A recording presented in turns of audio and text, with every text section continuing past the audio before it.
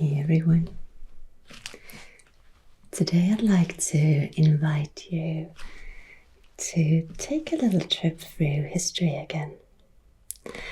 I would love to have a look at a really fascinating creation myth from a civilization that has long since disappeared. And maybe you're having an idea of where we're going, considering the map and what's right at the center. We're going to have a look at Mesopotamia and specifically Enuma Elish, the creation myth from Babylon. And if the words don't ring a bell, if you've never heard of Enuma Elish, you are probably nonetheless familiar with some of the concepts in it because they have survived in somewhat different form in the Genesis. So if you have ever read the Bible or the Torah, you've probably read some ideas that may have been inspired by Enuma Elish.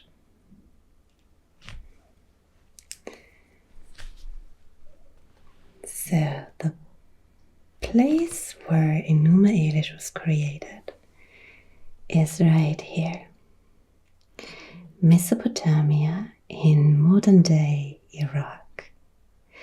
This is part of the Fertile Crescent. So here following the rivers north and then cross through Syria, Lebanon, Jordan, Palestine and Israel. Some people also include Egypt into this sort of cultural sphere at the time. Settlements in Mesopotamia date back probably like 10,000 years, and the first civilization that we know of are the Sumerians.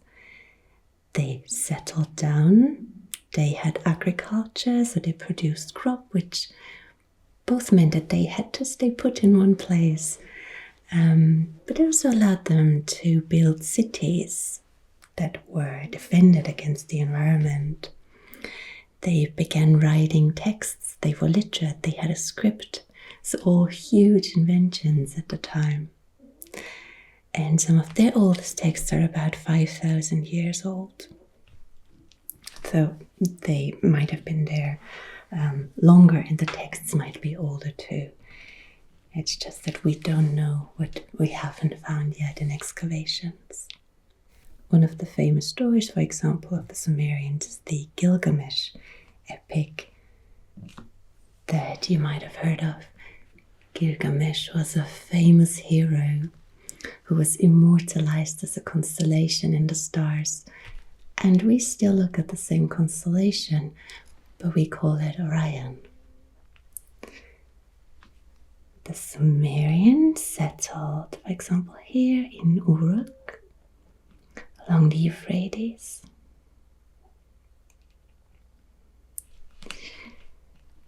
Mesopotamia generally refers to the land between the rivers. So that's the Euphrates on the one side. You're sort of making its way up through Syria and then all the way to near Erzurum. And we have a second river up here that goes all the way close to Yerevan and Mount Ararat. And the Tigris on the other side here passes Baghdad, Mosul, and starts here near Lake Van. So if we look at the geography, both rivers come from the Armenian highlands. You have here Anatolia, you have the Iranian plateau, the Caucasus, a region that we looked at recently. And you can see here by the change of the color that where the rivers flow, you get down towards sea level. So there's a lot of water coming from the mountains down into the Persian Gulf. And the ancient cities were built along the rivers. So you have Ur, Uruk, here's Babylon. You have Assur and Nineveh. These are all either along the Tigris or the Euphrates. For agriculture, it was very important to have access to water. The further away from the river that you move, the more difficult it is to grow crops. And generally what was very important in the area was to prepare the soil to develop a system of irrigation that meant that your crops would grow, but also to wash out the water from the soil. And as you can imagine, particularly in spring, you had a danger of floods as the snow was melting. So that was a big topic in Mesopotamia. And if you're wondering why there aren't any cities further down here where you have the confluence of Tigris and Euphrates, it's because the coastline looked a little different at the time. You can see this here. This is the coastline that you had back then. And places like Ur were actually very, very close to it.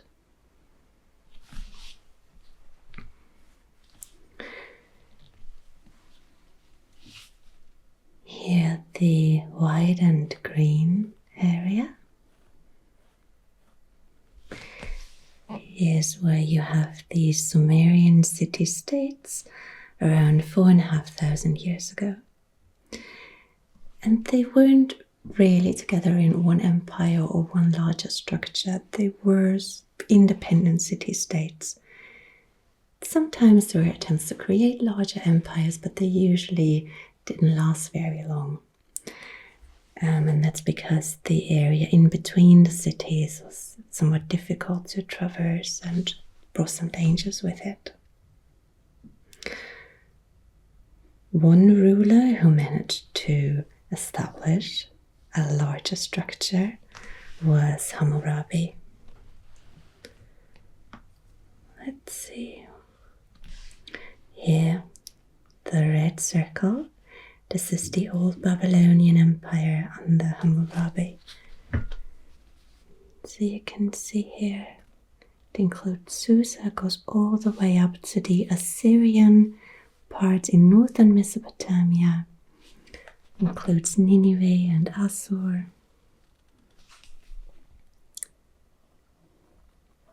And the former Sumerian cities. So who are the people who lived in this area? The Sumerians were there first, or at least as far as we know. There are some indications in their language that there were other languages spoken prior to them. For example, you can tell by some of the names of the time, but we don't know much about them. And we also don't know whether the Sumerian language was related to any other languages in the region. We haven't found any relatives yet, so it's considered an isolated language. The Babylonians and Assyrians, however, spoke Semitic languages. We've already looked at those. Arabic or Hebrew, for example, are Semitic languages. Nonetheless, particularly the Babylonians also used Sumerian. So they used both languages for a long time. And they also learned the older language, they translated texts, they used Sumerian, for example, in religious contexts or in law. So it was a language that was still considered in high regard.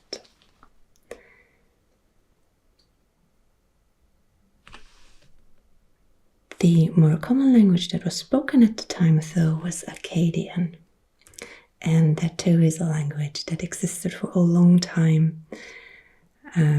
We know that it was still used in a religious ceremony around 2000 years ago. So that's a long time. Babylon too, by the way, might be a city that you associate with a very, very distant past, and a city that fell long before kind of our history began. But we do have a note that indicates it was still inhabited about 1,000 years ago. But back then it was just called the small village of Babel.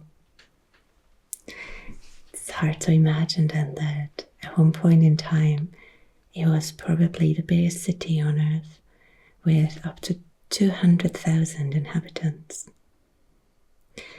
If you compare that to Uruk, which was one of the most important cities prior to Babylon's rise, it had something between 50 to 80,000 people at its height, which is still a massive settlement, all things considered.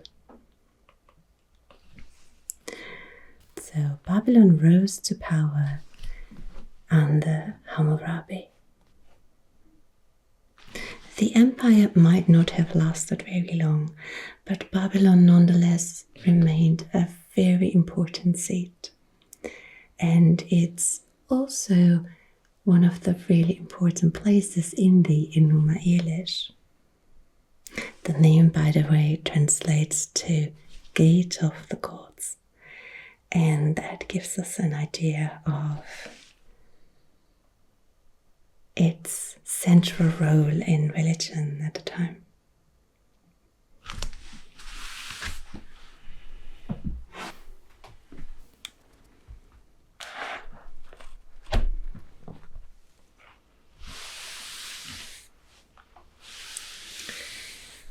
We know of Enuma Elish because it was written down on clay tablets using cuneiform, which looks like this.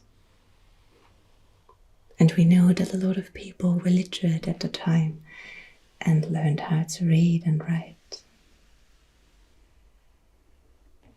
The first time these tablets with Enuma Elish were found was in the middle of the 19th century. Not in Babylon, but when an old library in Nineveh was excavated. Altogether there are 7 tablets with about 1,000 lines, most of which have been found, sometimes also in different versions, some in Sumerian, some in Akkadian. Only bits of tablet 5 are missing. So there's a gap in the text, a lacuna. We don't really know how old the text is. It might date from the time of Hammurabi, it might be older. And what the Enuma Elish is a creation myth. It tells us how the world was created, how the gods were created, and how humans came into it.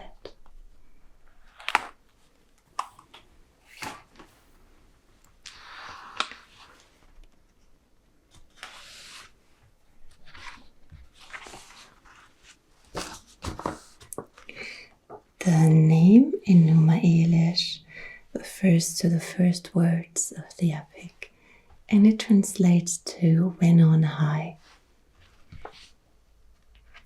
When on high the heaven had not been named, firm ground below had not been called by name, not but primordial Apsu, their begetter, and Mumu Tiamat, she who bore them all.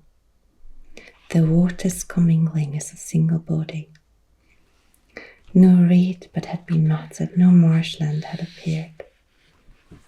When no gods whatever had been brought into being, unnamed, their destinies yet undetermined, Then it was that the gods were emerged from within them. Lachmu and Lachamu came forth, were called by name before they had grown in age and stature. Anja and Kisha were shaped, more mighty than the others, and so on. So what it tells us here is, this is before creation took place. But it's not that nothing existed. Rather, it was chaos. There was no order to the matter that was there. And there were two beings, Apsu, a male principle, and Tiamat, a female principle. They were identified with bodies of water, with fresh water and salt water. And again, if we look at the map, you have salt water here and fresh water here. So water, without a doubt, was a big part of life in Mesopotamia. And as they commingled as a single body, they created their offspring. More deities like Lachmu and Lachamu, Anja and Kisha, then Anu, Nudimut, and so on. So there were children and children's children and children's children. And one of the important children was Marduk, the brightest and strongest and best of them all, so to say. And as you can imagine, when there's lots of children around, it gets quite loud. And Apsu and Tiamat started complaining because they couldn't find rest anymore. They wanted peace and calm. And there was this giant family and even more chaos ensued, so to say. And what Apsu then decided was the best course of action was to kill his offspring. Tiamat wasn't really on board with it. She did not want that. But Apsu decided to carry his plans out nonetheless. However, their offspring heard of his plan. Ea, the all-wise, decided to take action first. He made a spell and put Apsu into a deep sleep. And as he was sleeping, he killed him first. He slew him. And this is a theme that's going to appear again. He then turned the carcass of Apsu into a dwelling place. Sounds a bit gruesome, but apparently in Mesopotamia that was quite a normal part of mythology. So the offspring was safe, Apsu was slain, and at that point Tiamat heard of it and became enraged. She decided to take revenge. And she created an army of monsters. She had Kinshu on her side, who wanted to lead the army into battle. And they looked so frightening that none of the other gods dared go up against her. Tiamat is not just identified with bodies of water, but she's often also depicted as like a dragon or water serpent. So she looks like a large monster. And eventually the other gods went up to Marduk and asked Marduk to go up against Tiamat. And Marduk said, well, all right, I'll do it if you make me the king of the pantheon, if I win. And they agreed.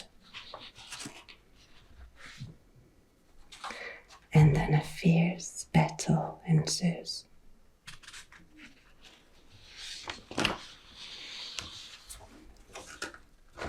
Marduk brings with him the winds, a flood storm, his mighty weapon. He mounted the storm chariot, irresistible and terrifying. He harnessed and yoked it to a team of 4, the killer, the relentless, the trampler, the swift, sharp with their poison-bearing teeth.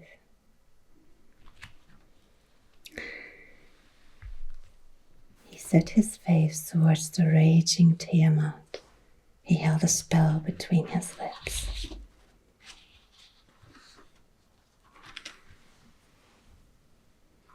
They strove in single combat, locked in conflict. The Lord spread out his net to enfold her. He let loose in her face the evil wind, which followed behind. When Tiamat opened her mouth to consume him, he drove in the evil wind, and she could not close her lips. As the fierce winds encumbered her belly, her body was distended and her mouth was wide open. He released an arrow, it tore her belly, it cut through her insides, splitting her heart. Having subdued her, he blotted out her life. So Marduk slays Tiamat. And what he does then is also what happened with Apsu. He splits the carcass in half and then extends one part to create the sky and hold back her waters. And the other part becomes the land and again holds back the waters. So the idea is that the area that's inhabited is surrounded by water. And theoretically in the sky you could open the gates and then the water comes in and floods the land, which is what happened in later stories. He then goes on to create the calendar. Basically, he creates the constellations across the sky. He creates all living things. And eventually he decides, you know what, this is kind of a lot of work, and we as gods should have someone to do the work for us. And that's when he decides to create humanity.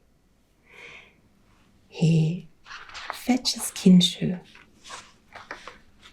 who went into battle for Tiamat, takes his blood, mixes it with clay, and that's how humans were created. And Marduk and the gods found some calm and quiet, which is what Apsu and Tiamat wanted in the first place. The final tablets then conclude with praise to Marduk,